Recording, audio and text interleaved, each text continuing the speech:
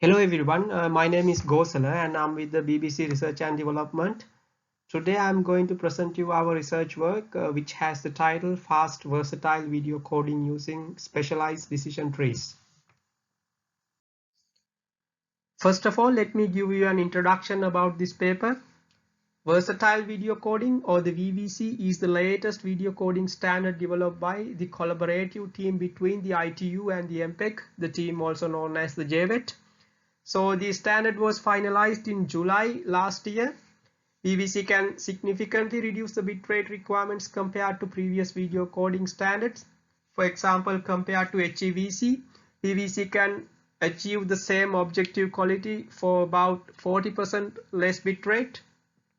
However, the complexity associated with VVC encoding is equally significant. As a result, there have been many attempts to reduce the VVC encoding complexity.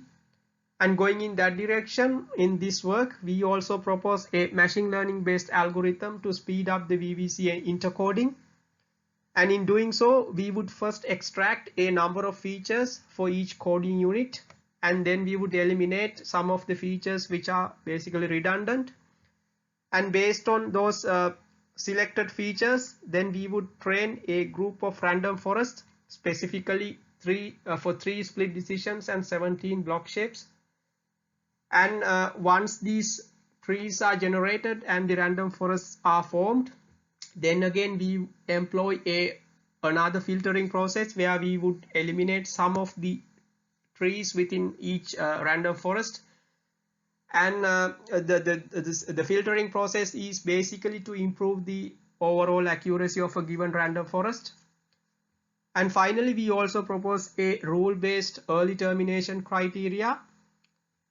So the combined method, when we implemented in VTM8, we could achieve about 42% encoding time reduction for UHD video sequences, for about 1.26 increase in BD rate.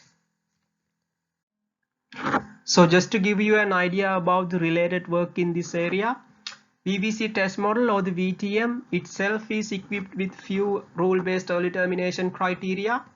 For example, early skip-based CU termination, content adaptive gradient-based speedup, and some split cost prediction mechanisms are some of them. And apart from these inbuilt speedups, there have been many attempts to reduce the VVC intra and intercoding complexities. And out of them, many have focused on VVC intra prediction, mainly because of the huge complexity associated with VVC intra prediction, which is like 25 times compared to the equivalent in HEVC. And whether it is intra or inter, in most of these existing work, the focus has been to fast predict the block partitioning structure. And if you observe the table in the slide, you can understand why this has been the case. Basically, the trade-off between the bitrate reduction versus the complexity increase in block partitioning structure has not been the best. For example, compared to the new video coding tools which have been adopted into the standard, the bitrate reduction that you would get from QTBT and MTT, QTBT and TT partitioning structures has not been that significant.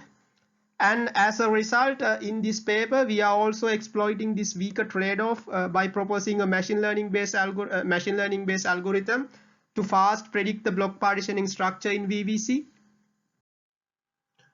So the proposed algorithm consists of few different stages. First, we extract a group of features from each CU. And later we subject these features to a filtering process where we would eliminate some of the redundant features, as well as we would keep only the features which are reliable. And based on these reliable features, we would train a group of random forest classifiers for each block shape and for each split decision. And once again, we would employ a specialized tree selection process to extract the trees which would improve the accuracy of a given random forest. We also propose a rule-based early termination criteria. And finally, we combine those components to derive the final algorithm. So as part of the feature extraction process, we first extract 131 features from each block shape and for each split decision. So later these features are engineered to obtain a set of most influential features while leaving the redundant features aside. The process is explained in the diagram. For example, we measure the correlation between a given decision and a given feature, as well as we measure the correlation between a given pair of features. So later, based on the correlation between a pair of features, the pairs which are having large correlations are subjected to a feature elimination process, where if let's say feature A and feature B have a correlation which is large enough, in which case we measure the correlation between feature A and the decision, and also the correlation between the feature B and the decision. And based on that correlation values, the feature which has a higher correlation to the final decision is kept, whereas the feature which has a lower correlation to the final decision is removed. And once we do the feature elimination process, then we again rank the features based on the correlation between a particular feature and the final decision. And after that ranking, then again we do another filtering process where we would only select a predefined number of features for each decision. And this is our feature extraction process. This is how we did that. So once the features are decided, then we use data coming from encoding 10 different representative video sequences as training materials. Those 10 video sequences I have put down in this slide. And based on these features, we train a group of random forests, each having 40 decision trees, and each tree is limited to a depth of 20 maximum.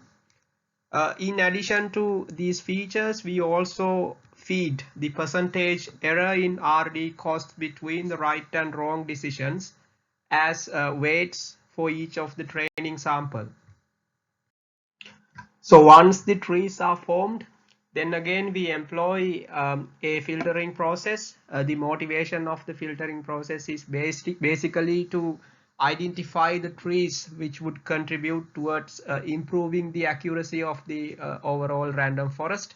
And as a result, we would eliminate some of the suboptimal trees from the forest.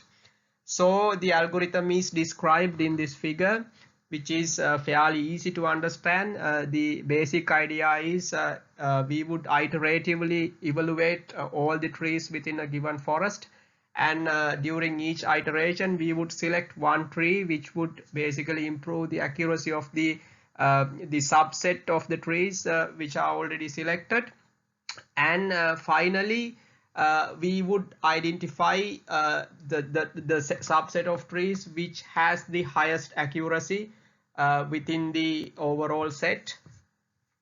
And then if we plot the variation of the accuracy versus the number of trees that are in the forest, you can see depending on the classifier, there will be different number of trees which will be in the overall set, and those are those trees which contributes which will give you the maximum accuracy is marked in black colored box. And apart from these random forests that I described earlier, we also propose a rule-based early termination criteria. The criteria is derived based on statistical analysis of the encoder decisions, and the criteria is specifically used for TT split partitions.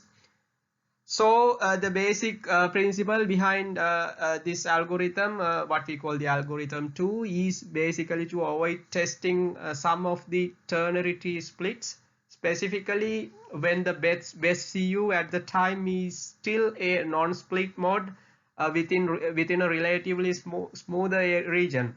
The smoother regions are identified based on the best non-split mode. For example, if it is not an inter-motion estimation nor a geo-partition, meaning that most of the merge candidates, so that block is considered as a smooth region, and in such cases we would not test ternary tree anymore. However, for narrow CU shapes such as 4x64, 8x64 and 16x64, we still notice that not testing ternary tree partitions would incur high RD penalties. So as a result, we would still test such partitions, and we would not test any other partitions if the conditions I described earlier is met. So finally, we allow the random forest models to compete with this early termination criteria that I described earlier. So based on this competition, we will only select the best performing option. And based on our observation, we noticed that in fact for ternary tree splits, the early termination criteria works fairly better than the random forest for such blocks. And as a result, in the final algorithm, we will have two sets of random forest classifiers to determine the decision between a chord tree versus MTT split, and the horizontal versus vertical split. Whereas we would not have a classifier to determine the decision between a binary tree split versus a ternary tree split, and instead what we have is a early termination criteria for ternary tree split blocks. So this slide describes the experimental setup that we were using. So three versions of the proposed method have been tested, what we call the slow preset, medium preset, and the fast preset.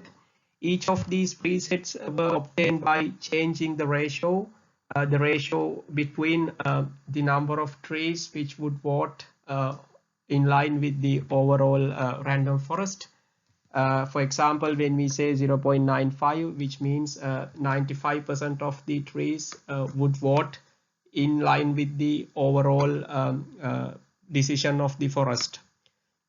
And similarly, we also implemented two reference algorithms, one which is also based on a random forest classifier, and another fast naive VTM encoder obtained using turning off some of the tools adopted into the standard. We tested them in JVET CTC as well as some of the Netflix UHD test contents. So this slide describes the tools that we turned off to obtain the naive fast encoder. So as you see, the tools were based on some complexity analysis conducted during the JVET meetings.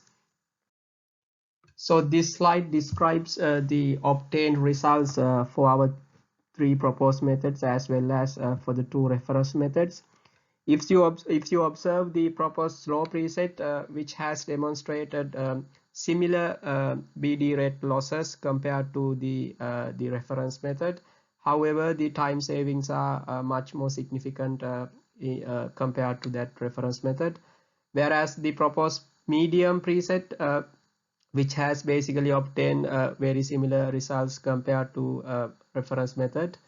And if you look at proposed fast method, which has again demonstrated superior performance compared to the naive fast VTM encoder. So the discussion, as I already explained, the proposed slow presets work in range of the slow versions of the reference 4, whereas the proposed medium presets work in the range where this reference fast version of the reference 4 operates. And of those, the gains that we observed in the proposed slow presets are mainly attributed to the rule-based early termination criteria, which works fairly very well in the lower time saving range. And the proposed medium method works in the higher time saving range. And again, even though the naive VTM has achieved some high encoder savings, the associated coding losses are still much significant. So these are the reference methods and the references that we have used. And thank you. And if you have any questions, please do let me know. Thank you.